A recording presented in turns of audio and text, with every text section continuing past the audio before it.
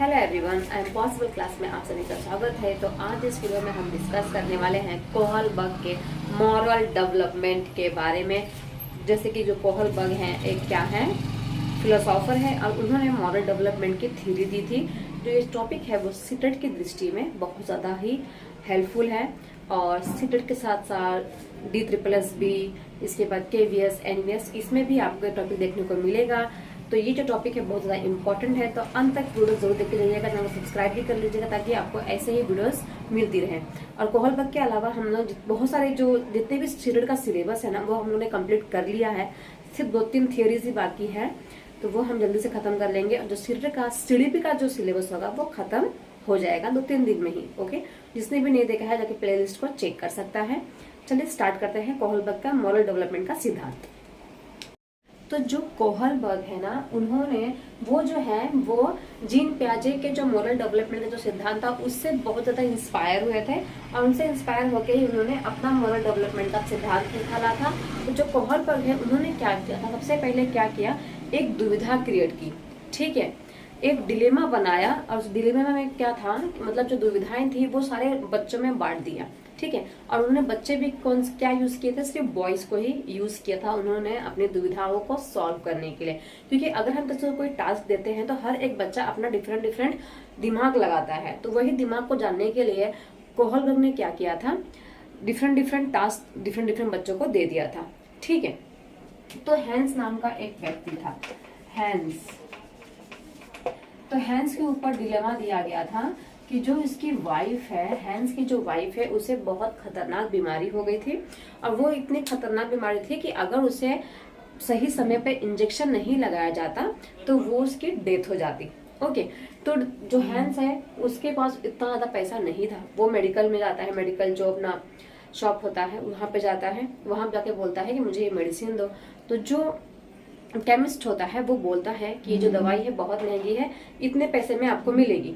और जो हैंस होता है उसके पास इतने पैसे नहीं होते हैं, तो फिर वो क्या करेगा।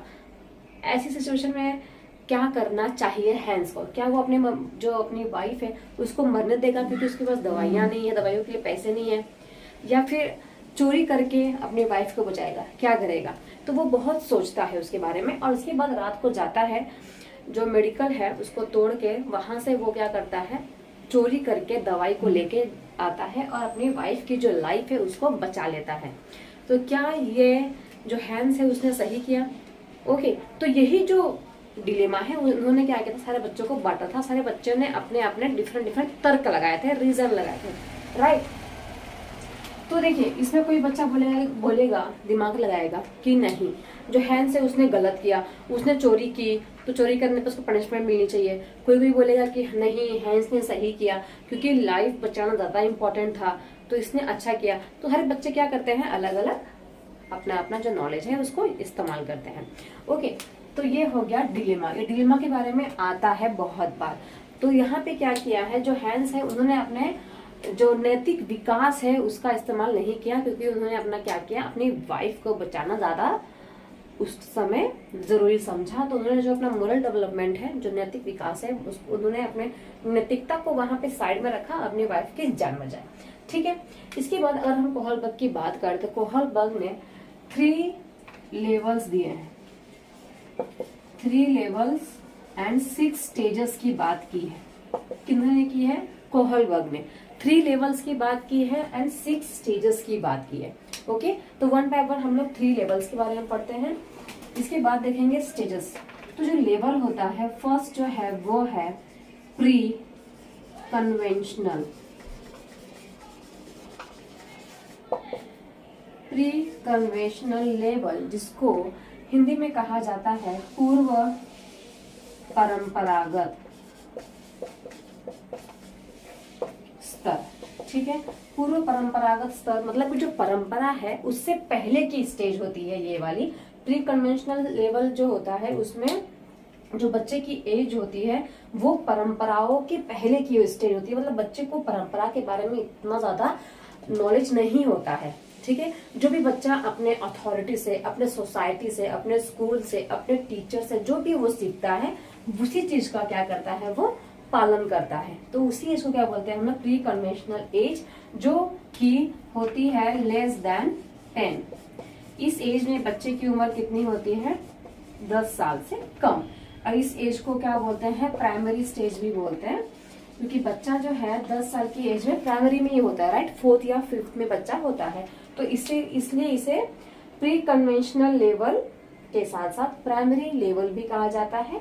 और इसमें बच्चे की एज जो होती है वो 10 साल से कम की होती है। ओके, आई होप आपको ये फर्स्ट समझ में आ गया होगा। चलिए अब देखते हैं सेकंड।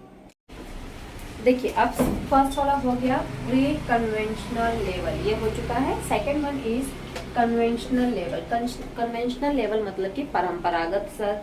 परंपरागत स्तर में क्या होता है कि बच्चा जो है अब अपनी परंपराओं को मानना स्टार्ट कर देता है कि हाँ, हम जो होली है उसको क्यों मनाते हैं, दिवाली जो है मनाने के पीछे क्या हमारा उद्देश्य है, नवरात्रि मनाने के पीछे हमारा क्या उद्देश्य है, क्यों हम मनाते हैं। तो जो भी हमारे ट्रेडिशंस है ना, उसको क्या करने लग जाता है, वो फॉलो करने लग जाता है कन्वेंशनल लेवल पे, ठीक है। और पोस्ट कन्वेंशनल लेवल पे क्या होता है कि अब जो बच्चा है वो उस चीज से भी आगे जा चुका है। अब बच्चा ये सोच रहा है कि अगर उसको मनाते हैं तो क्यों मनाते हैं, ठीक है। मीन्स रूल्स जो बनाए गए हैं सोसाइटी में, जो रूल्स बनाए गए हैं, ये रूल्स क्यों बनाए गए हैं? अगर रूल्स सही नहीं है तो उसे चेंज कर देना चाहिए। मतलब बच्चा जो है अब तर्क करेगा, अपने हिसाब से अपना दिमाग लगाएगा, क्योंकि इसमें बच्चा जो है वो एडल्टहुड में आ चुका है, एडल्ट हो चुका है, ठीक है।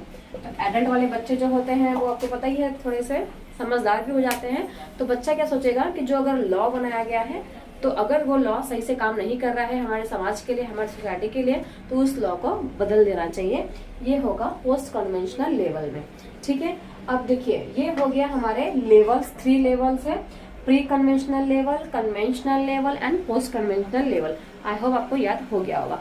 अब ये तीनों लेवल्स में क्या किए गए हैं, दो स्टेजेस दिए गए हैं, ठीक है। दोनों जो लेवल है इसमें क्या दिए गए हैं, जो 3 लेवल्स है उसमें दो स्टेजेस दिए गए हैं, उसके बारे में हम डिस्कस करेंगे वन बाय वन। तो चलिए स्टार्ट करते हैं प्री कन्वेंशनल लेवल के 2 स्टेजेस के बारे में। देखिए, तो यहाँ पे फर्स्ट जो है वो है pre conventional level. Pre conventional level में 2 स्टेजेस है। First one is obedience and punishment and second one is personal reward orientation, जिसे म्यूचुअल एक्सचेंज ओरिएंटेशन के नाम से भी जाना जाता है और इंस्ट्रूमेंटल ओरिएंटेशन के नाम से भी जाना जाता है।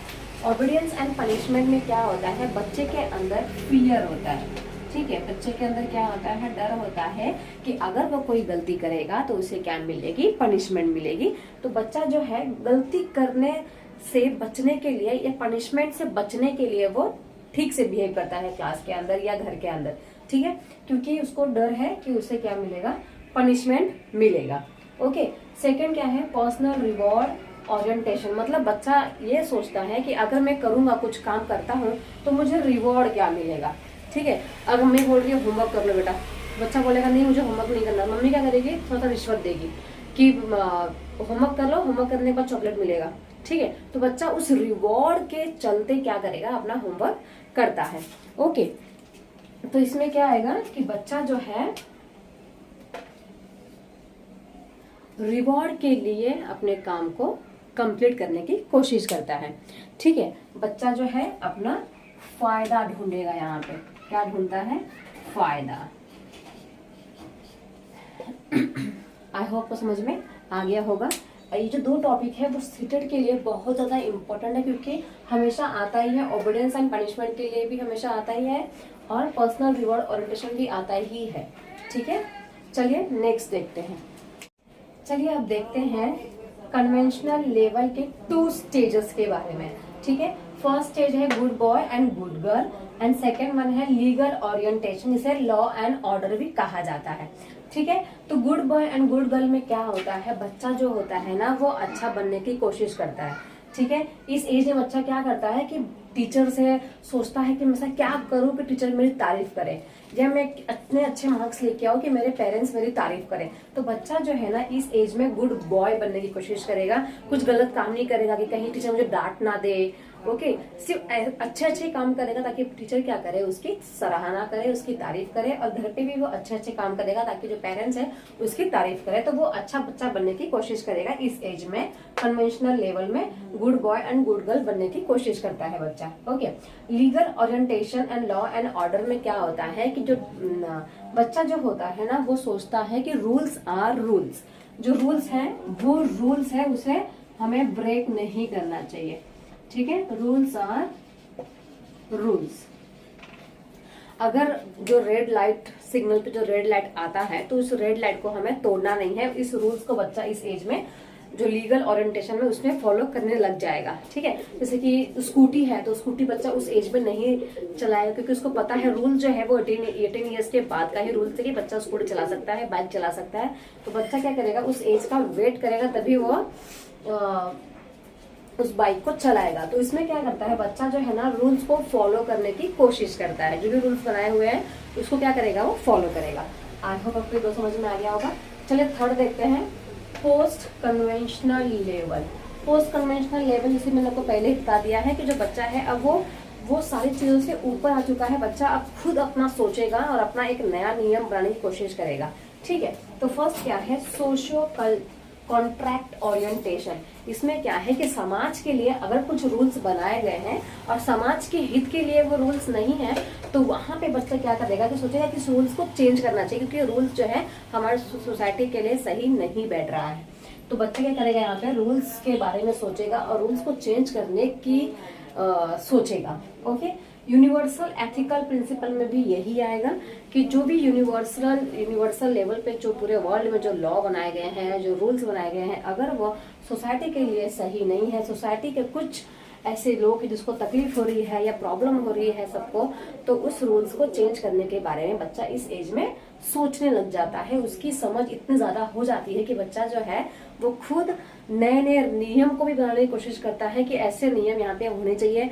हम भी अगर इस एज में होंगे या 18 साल के एज में, 19 साल के एज में जब हम एडल्ट हो गए तब हम लोग भी सोचते थे ना कि भाई ये रूल्स तो गलत है, राइट, ये ऐसा नहीं ऐसा होना चाहिए, ऐसा नहीं ऐसा होना चाहिए। तो इस एज में बच्चा जो है ना वो लॉ को, रूल्स को चेंज करने की कोशिश करता है अगर वो सोसाइटी के हित में नहीं है तो ये जो कोहलबर्ग का सिद्धांत है वो हमारा हो चुका है खत्म।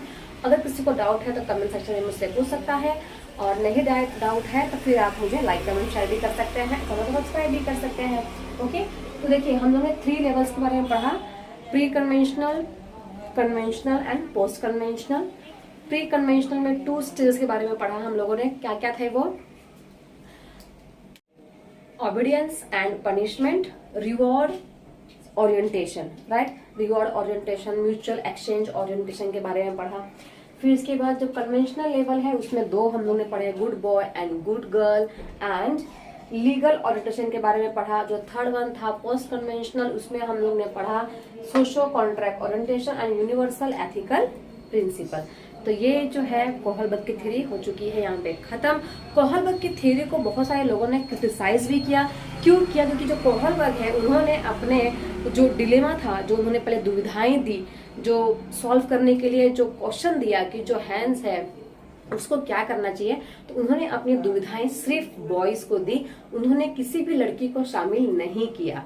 ठीक है, तो इसीलिए उनको ऐसा कहा जाता है कि ये जेंडर बायस इनकी थियरी है, क्योंकि उन्होंने सिर्फ लड़के को ही शामिल किया है।